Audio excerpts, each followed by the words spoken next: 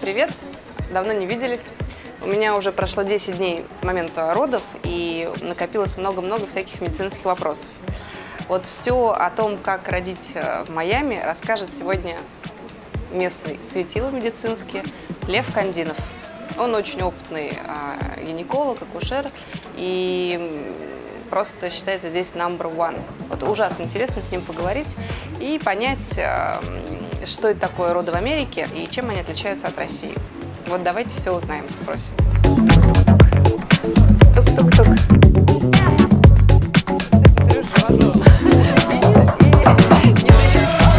Спасибо. Сколько детей в этом месяце родилось? Покажи. Ну да, хотя бы так. 23. Ты прям так знаешь, вот прям... Ну, я считаю уже постоянно. А есть что какие-то месяцы более, а какие-то менее плодородные? Нет, слава богу, каждый месяц. В октябре обычно. Это все вот у тебя... Но мне кажется, октябрь будет таким. Это июль сейчас.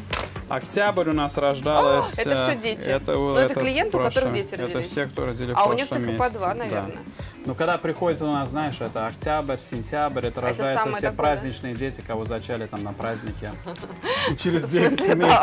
Правда, это так это и есть. Октябрь самый занятой месяц. Ну а на 4 июля кто-то же тоже, наверное, это уже будут рожать зимой, да?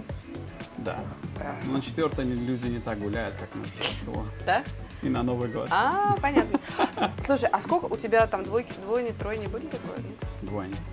Тройни. Последнюю тройню я родил лет 12 назад. Это тяжело, да? У меня один раз была тройня. Тяжело. Кесарево. Просто вытаскиваешь третьего. Главное, чтобы подносить успевать. Да. Ладно, давай тогда садимся, поговорим.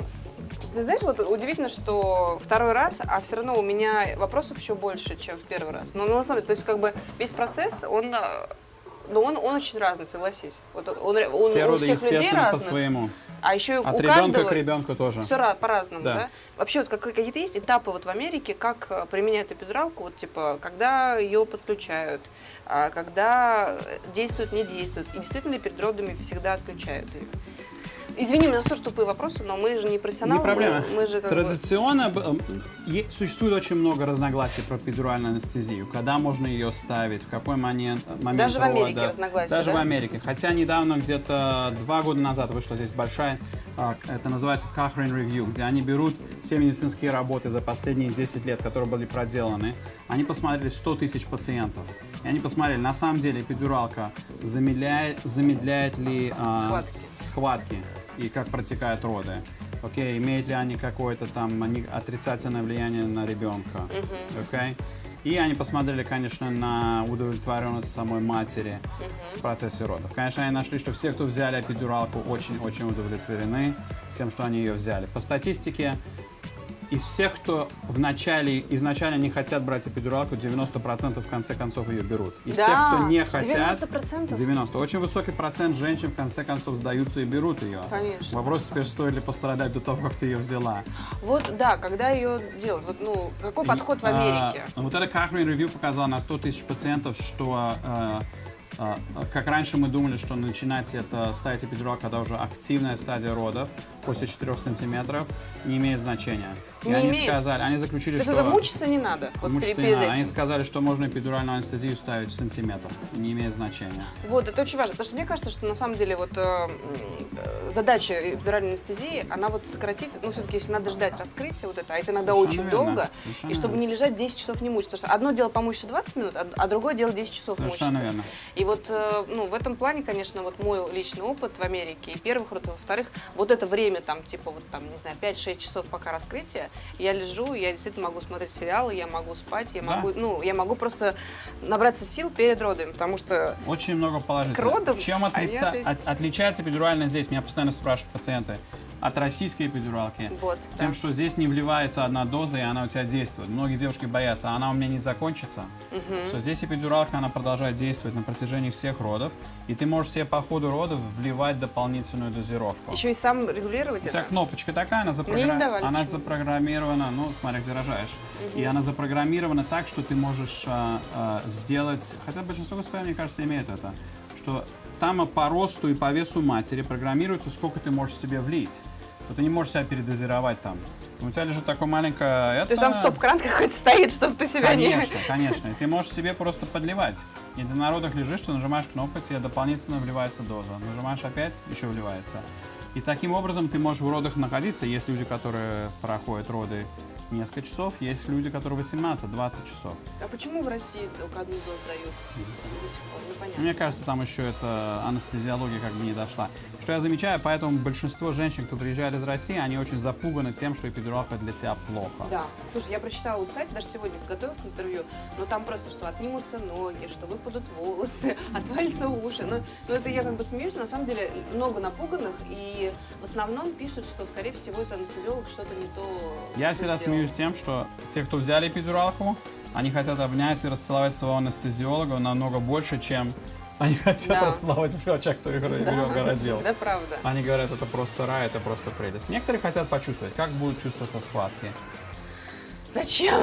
Это все первородки, это всегда первородки. Первый У меня раз. сейчас есть люди на второй, на третий. У меня есть кто второй, третий раз рожает, они мне говорят: доктор, ставьте эпидуралку, потом начинаем роды, например, со стимуляцией. На парковке уже дайте мне Да. эпидуралку. Моя Тогда жена я тоже самое подъезжаю. сказала, на парковке, чтобы уже у меня ждали. Ну, вот все-таки еще там тоже по-разному все это зависит. Вот вопрос про ребенка. Ты правильно сказал, что очень многие запуганы, что на ребенка это может как-то влиять. Вообще, Ноль. кстати, есть исследования, что влияло. Совершенно верно. Ноль. Ноль влияния? Никакого отрицательного последствия на ребенка нету.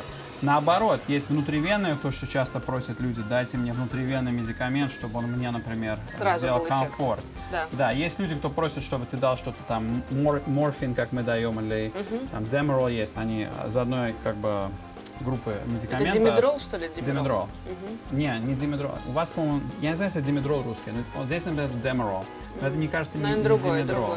другой. Он на основе морфина основан. Наоборот, когда ты его влияешь, во-первых, например, если у тебя боль с 0 до 10, он тебе снимет ее с 10 на 6, на 5. Эпидуралка тебя его берет с 10 на 0 или на 1. Это самое И главное. потом он преимущество. действует только определенное количество часов, 2-3 часа. Мы его не даем на... Я, например, после 5-6 сантиметров его не даю. Почему? Потому что дети рождаются вялыми и сонливыми. На И вот часто этой внутривенной и хуже штуке. дышат. Да.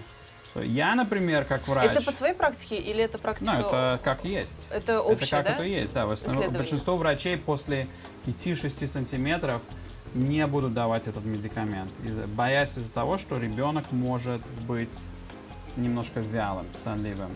А эпидуралка это не касается ее, да? То есть вот Абсолютно у нее нет. такого эффекта на ребенка нет. Опять-таки, эпидуралка может... в редких случаях бывает, что у женщин после эпидуральной анестезии падает давление. Да, я тоже Что- это читала. Что это может сказаться на сердцебиении когда вот- ребенка. Но это как все другое. Это определенные риски везде есть.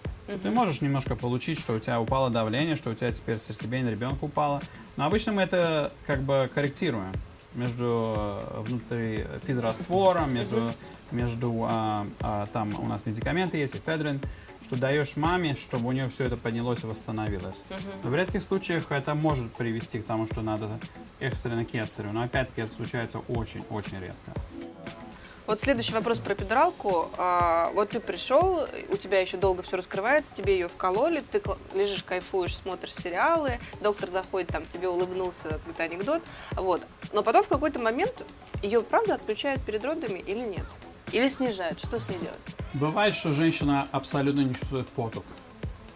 То есть тебе надо, чтобы у нее теперь она с этого нуля, где она нифига не чувствует, с одного, ничего не чувствует, ей надо, чтобы она немножко началась возвращаться обратно, чтобы чуть-чуть чувствовать, что она теперь выталкивает своего ребенка. Не чувствует поток, имеется в виду, что она сама, когда напрягает мышцы, она не чувствует, что мышцы Ну да, напрягаются, ты когда просишь, чтобы она пуш. пушила ребенка, просто женщина абсолютно не чувствует это.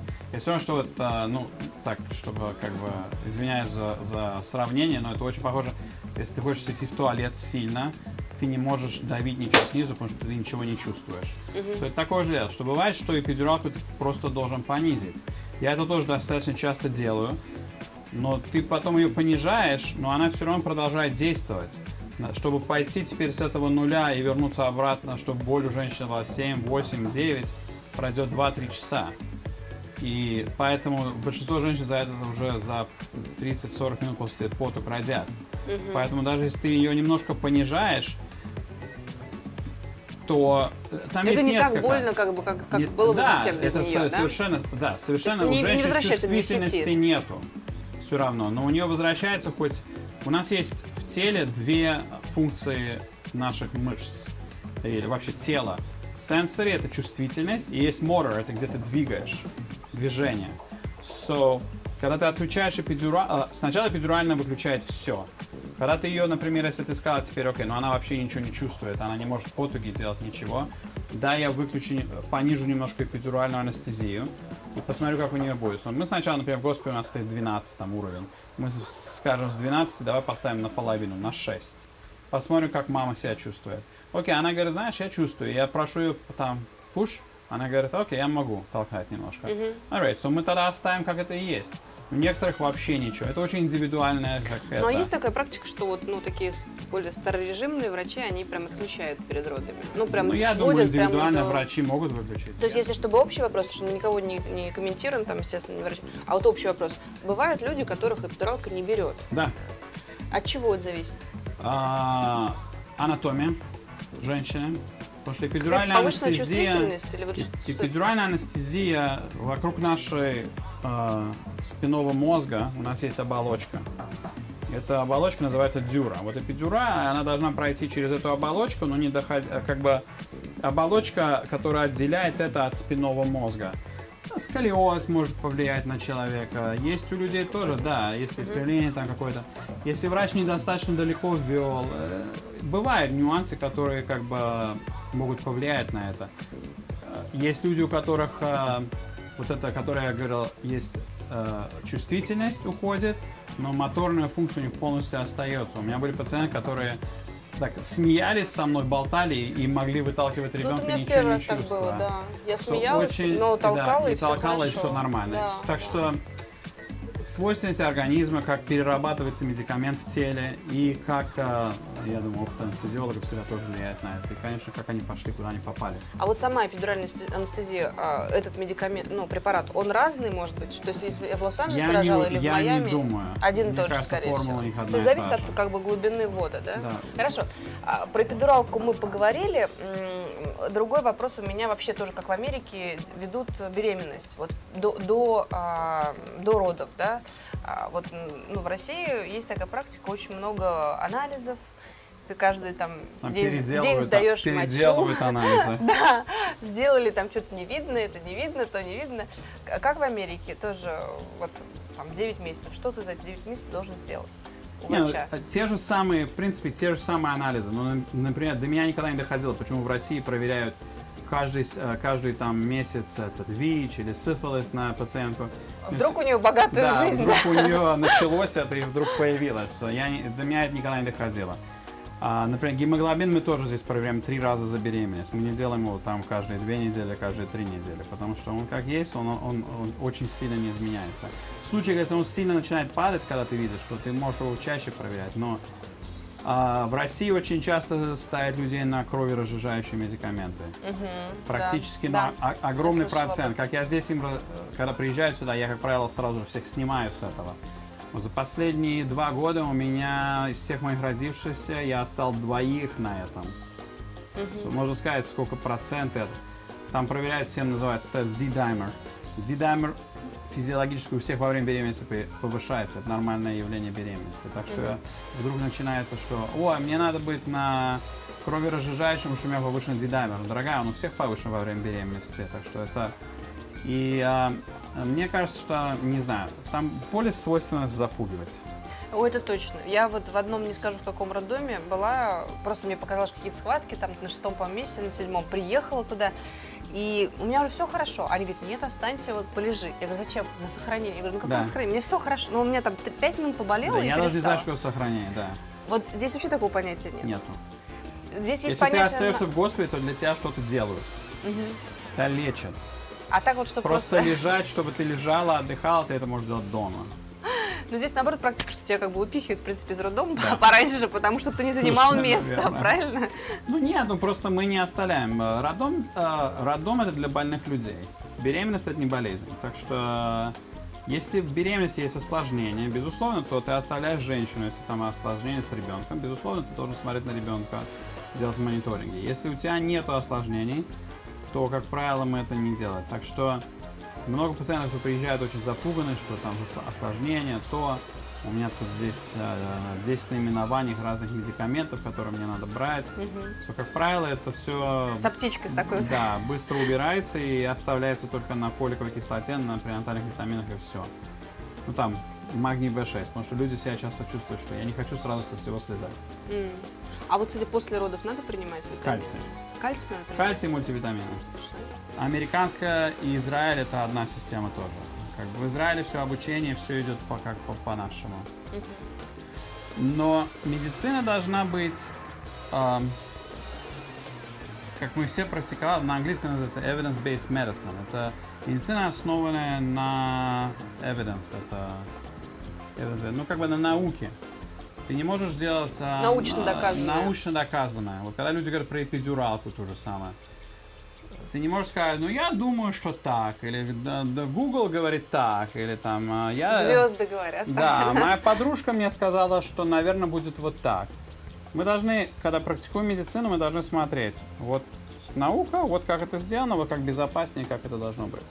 Ну а правда, что американская система образования, здравоохранения, она такая вот, все четко прописано, ну, вплоть до того, что вот эпидуралка, вот там основные стадии, как нужно делать. Да, в госпиталях тоже есть определенные правила, как это все должно происходить, как это. Это как бы дает такую уверенность, да, в том, Ну что да, на самом деле процедуры будут Да, соблюдены. у тебя не то, что да, совершенно верно, да, у тебя нет там это так. С потолка невозможно. Фрилансинг, да, с потолка ты, я решил, я захотел. Так не прокатит ни у медсестер, Совершенно ни у верно. врачей, Здесь просто ни не даже у дают, водителей, что очень да? часто надо доказывать. Меня спрашивают, почему вы не можете мне сделать, там, родить меня в такой-то день. Я говорю, например, у тебя нет 39 недель, а что? Ну, у меня 38 недель. Мне врач сказал, я могу родить здесь. Здесь очень строго, 39, ни дня меньше, ни часу меньше. Что мне все говорят, что вот я почему-то себя чувствую лучше здесь. Это правда. Вот я приехала, и мне здесь стало легче. правда. И я постоянно это слышу от людей. Мне кажется, все-таки сон... Я переехал жить в Майами из-за погоды. Только из-за Климат, погоды. да, Климат. супер. Здесь, может быть, жарко бывает, там, несколько месяцев в году, но все равно ты в кондиционере всегда. И как бы я Море не вижу, есть, где оно лучше. теплое. Вот в Море Лос-Анджелесе просто всё-таки такой холодновато. воды нету. Такой воды нигде нету. А купаться когда можно после родов? После родов? Опять-таки, я разрешаю после кесаревых 3 недели купаться, А после после? естественных, если... Смотри, как разрыв заживает, есть или нет. Если у моих девочек нету, например, не разорвалась, или разрывчик маленький, я разрешаю через 2 недели купаться. Да? Можно? Если То нету есть ничего не разрывов, болит, то- я разрешаю бегать на следующий день. Ты можешь после выхода из госпиталя Да? качать пресс, например. Можно уже, да? 100%. Если разрыв, то это уже другое дело, там надо посмотреть, как он заживает.